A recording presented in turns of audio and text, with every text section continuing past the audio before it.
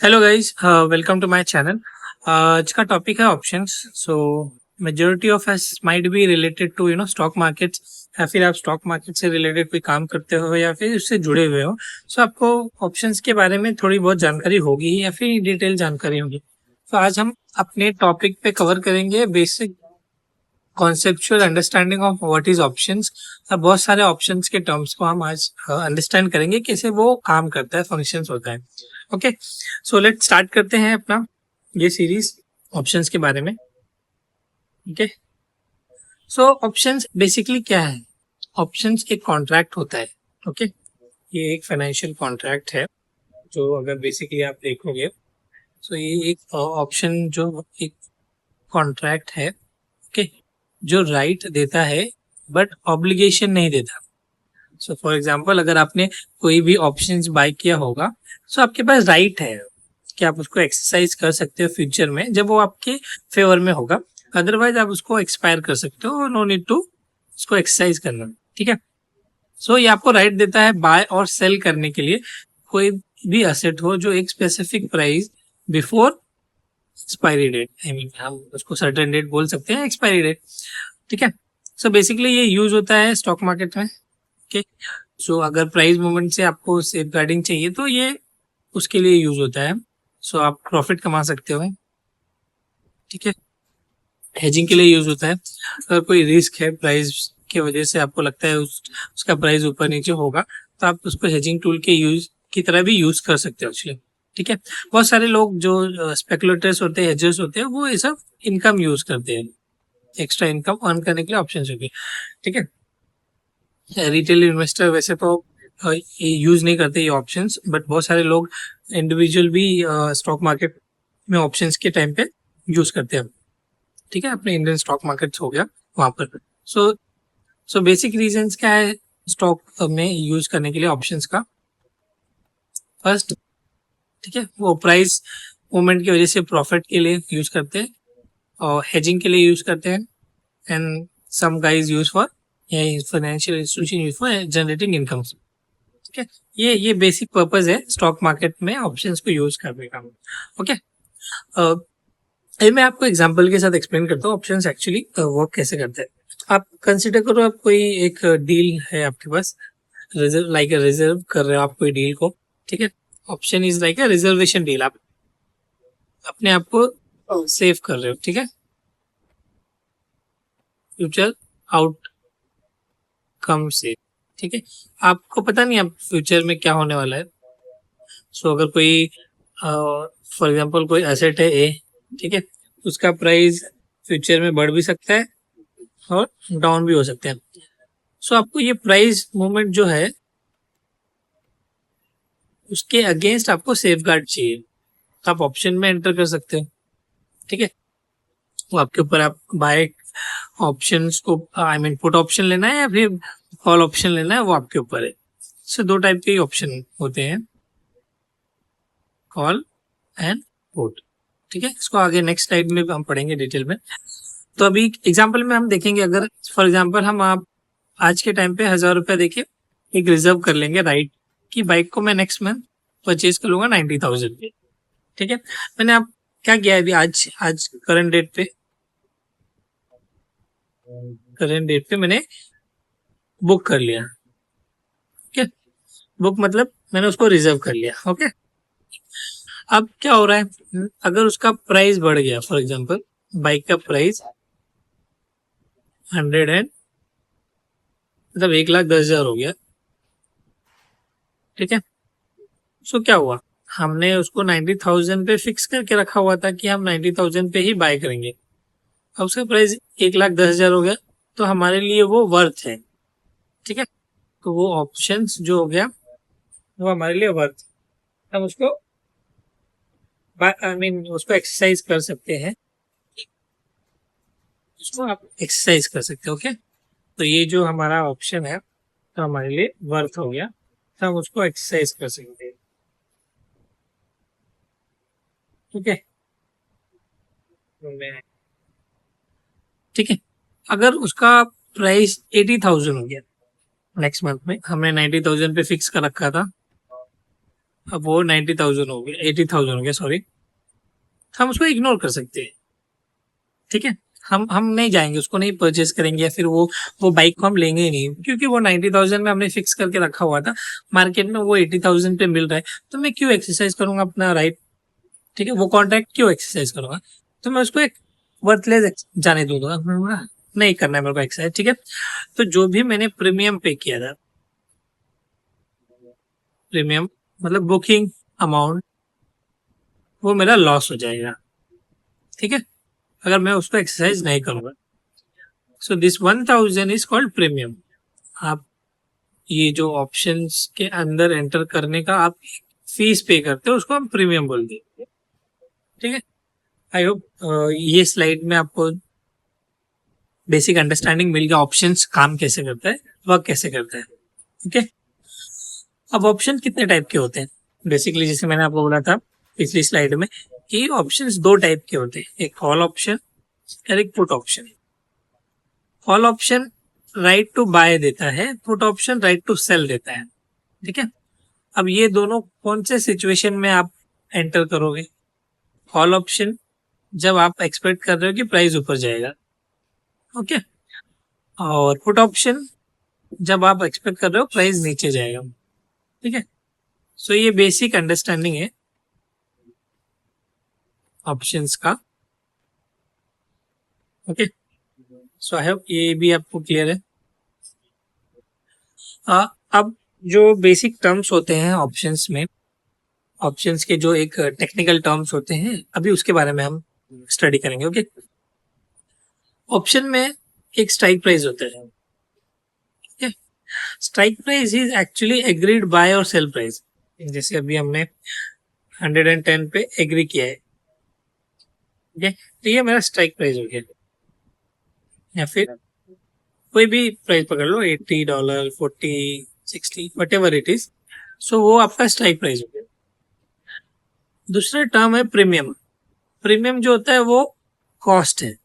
आप जो options bye करोगे या फिर वो जो ऑप्शन आप एंटर करोगे विथ सम अदर पार्टी, उसके लिए आप एक प्रीमियम पे करोगे, वो कॉस्ट होता है। ठीक है, वो आपका ऑप्शंस का कॉस्ट है। फिर उसके अंदर एक एक्सपायरी डेट होता है। अभी ऑप्शंस को हम किसी इनफाइनाइट डेट तक तो रख नहीं सकते, इसीलिए उसका एक लास्ट डेट होता है, एंड बिफोर दैट डेट उसको यूज करना है।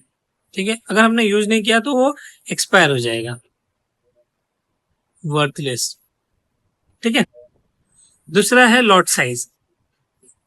लॉट साइज एक्चुअली उसमें नंबर ऑफ शेयर्स कितना है। जो ऑप्शंस क्या होता है, ऑप्शन एक कॉन्ट्रैक्ट है, तब कॉन्ट्रैक्ट में कितने शेयर्स आप डील करने वाले हो या ट्रेड करने वाले हो, वो उसका इंफॉर्मेशन होता है। सो एक लॉट साइज डिपेंड करता है 50 का हो या फिर 100 का हो, मतलब ये नंबर ऑफ शेयर्स होते हैं। ठीक है, अनलाइक इक्विटी, जैसे अभी आप एक इक्विटी खरीदोगे तो वो एक ही काउंट होता है, अगर 100 खरीदोगे तो वो 100 काउंट होता है। ऑप्शंस में ऐसा नहीं है, उसमें लॉट साइज में होता है। ठीक है, आप एनएससी के वेबसाइट पे जाके देख सकते हो कि लॉट साइज क्या है पर्टिकुलर इन ऑप्शंस का। ठीक है, अब स्ट्राइक प्राइस हो गया, प्रीमियम हो गया, एक्सपायरी डेट हो गया, लॉट साइज हो गया। अब ये मेन होता है अंडरलाइंग एसेट। अब किसके ऊपर वो ट्रेडिंग करना है, मतलब स्पेकुलेशंस करना है, किसके ऊपर आप डील करोगे कि इसका प्राइस ऊपर जाएगा, इसका प्राइस नीचे जाएगा, तो मैं एंटर करूंगा कॉन्ट्रैक्ट।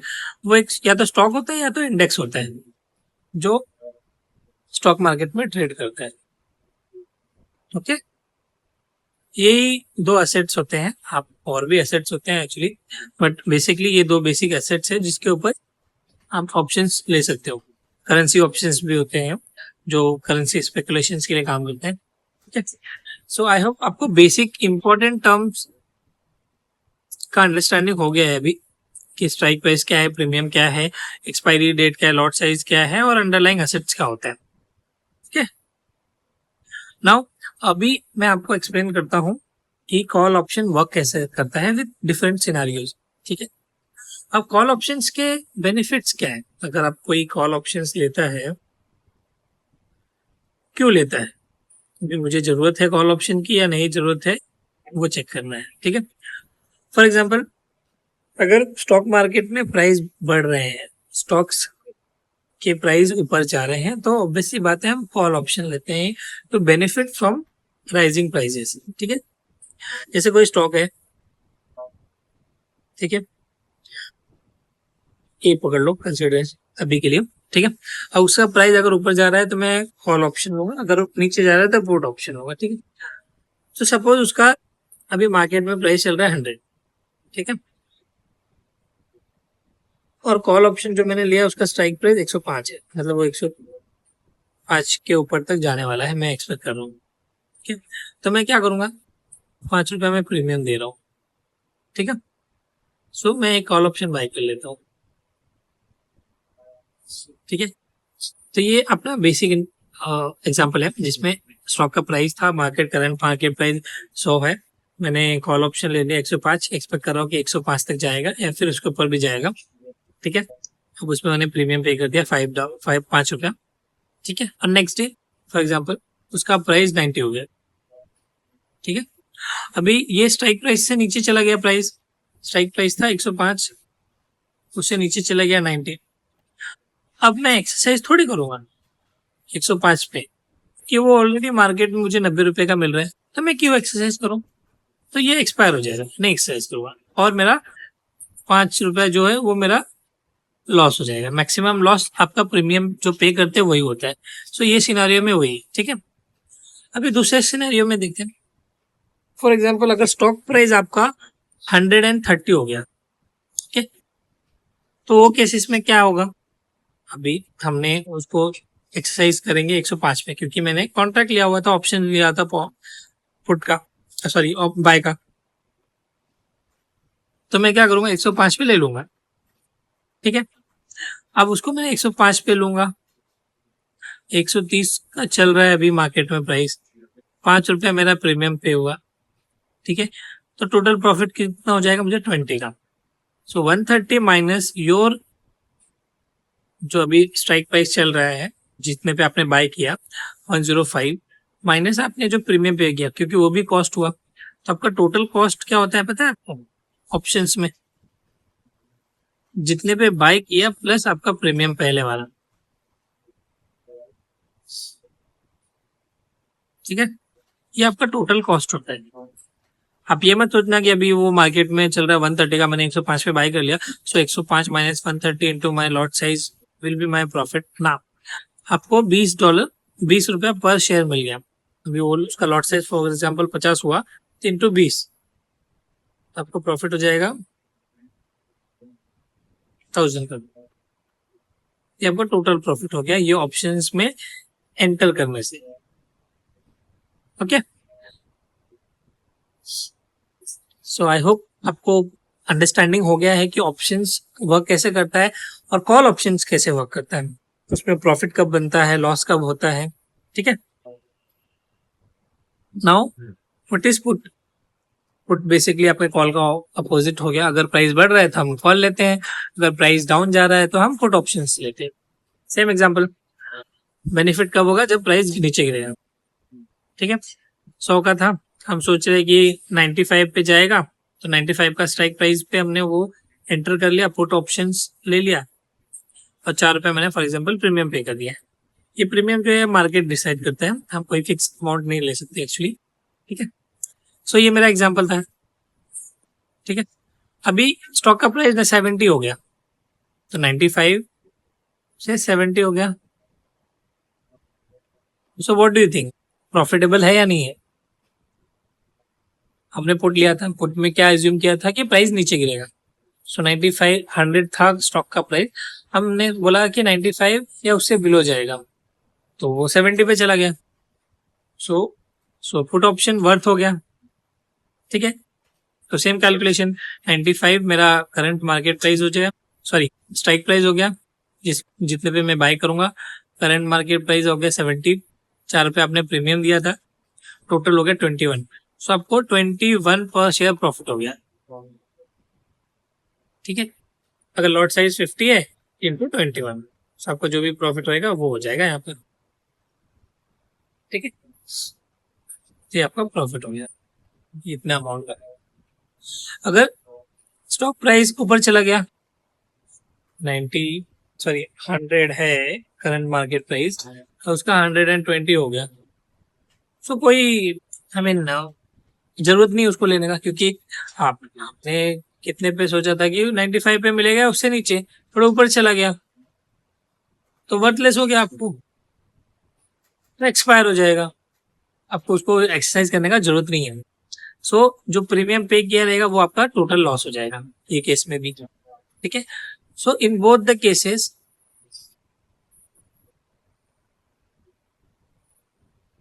कॉल में भी और पुट में भी मैक्सिमम लॉस जो होता है वो आपका प्रीमियम होता है, ठीक है। सो मैक्सिमम लॉस आपका प्रीमियम ही है, उसके अलावा कुछ नहीं होता। आई होप आपको ऑप्शंस में कॉल ऑप्शंस और पुट ऑप्शंस कैसे वर्क करता है विथ एग्जांपल मैंने एक्सप्लेन किया है, आपको इसका बेसिक अंडरस्टैंडिंग हो गया रहेगा, ठीक है। अब हम बायर वर्सेस सेलर के बारे में पढ़ेंगे, ठीक है। अगर आप कॉल के बायर हो या फिर कॉल के सेलर हो या फिर पुट के बायर हो पुट के सेलर हो, तो आपको उसके क्या बेनिफिट्स है, क्या लॉसेस हो सकते हैं। So that is the basic thing we should know, अगर हम कोई कॉल में एंटर कर रहे हैं या नहीं कर रहे हैं, या फिर पुट में एंटर कर रहे हैं या नहीं कर रहे हैं, ठीक है। अगर आप बायर हो तो आप प्रीमियम पे करोगे, लॉस जो लिमिटेड होगा क्योंकि आपका प्रीमियम ही लॉस है। प्रॉफिट पोटेंशियली हाई होता है, अनलिमिटेड समझ लो, ठीक है। और बायर हैज अ राइट। अगर आप सेलर हो तो आपको क्या मिलेगा प्रॉफिट में, प्रीमियम ही खाली। So your profit is limited और हाई रिस्क हो गया, क्योंकि अगर आपके अपोजिट में चला गया then you have to pay lot of more amount to buyer, so risk is high and they have obligations unlike buyers, so इनको फुलफिल तो करना ही है, ओके। सो ये आपको समझ में आ गया होगा कि अगर आप बायर बन रहे हो तो क्या बेनिफिट्स है, अगर आप सेलर बन रहे हो तो क्या बेनिफिट्स है, या फिर क्या लॉस होने वाले हैं वो दोनों सिनारियो में, okay. Now coming to next slide. अभी ऑप्शंस में 3 टर्म्स होते हैं जो बेसिकली आपको इंडिकेट करेगा आपका ऑप्शंस प्रॉफिटेबल है या नहीं है, ठीक है। जो ऑप्शंस होता है फॉर एग्जांपल उसका वैल्यू जो होता है ना लॉस होता है, मतलब they lose their value as soon as they come to expiry date. जो जितना नजदीक होने जा रहा है एक्सपायरी को, फॉर एग्जांपल आपने खरीदा था डेट 2 तारीख को फॉर एग्जांपल, और वो 6 तारीख एक्सपायरी है, तो ये टाइम तक उसका वैल्यू ज्यादा रहेगा। फिर जैसे जैसे वो आगे बढ़ते जाएगा क्लोज टू एक्सपायरी आएगा, उसका वैल्यू कम होता जाएगा, 0 के बराबर हो जाएगा ऑन डे ऑफ एक्सपायरी, ठीक है। सो इसको हम बोलते हैं टाइम डिके या फिर थीटा, ठीक है। More time higher premium, less time low premium, ठीक है। अगर ज्यादा टाइम है एक्सपायरी को आपको हायर प्रीमियम देना पड़ेगा, अगर आपके पास लेस टाइम है एक्सपायरी को, जैसे 1 दिन बचा है, तो लो प्रीमियम रहेगा, ठीक है। सो आई होप ये कॉन्सेप्ट आपको समझा, कब आपको लो प्रीमियम पे करना पड़ता है, कब आपको हाई प्रीमियम पे करना पड़ता है, और टाइम डिके एक्चुअली होता क्या है, ठीक है। सो इसमें 3 कॉन्सेप्ट है, एक इन द मनी है, एक एट द मनी है, एक आउट ऑफ द मनी है, ठीक है। इन द मनी मतलब क्या, वो प्रॉफिटेबल है, आप उसको एक्सरसाइज कर सकते हो। एट द मनी का मतलब होता है स्ट्राइक प्राइस और करंट प्राइस सेम है। आउट ऑफ द मनी का हो गया मतलब कि वो प्रॉफिटेबल ही नहीं है, आपको एक्सरसाइज ही नहीं करना है।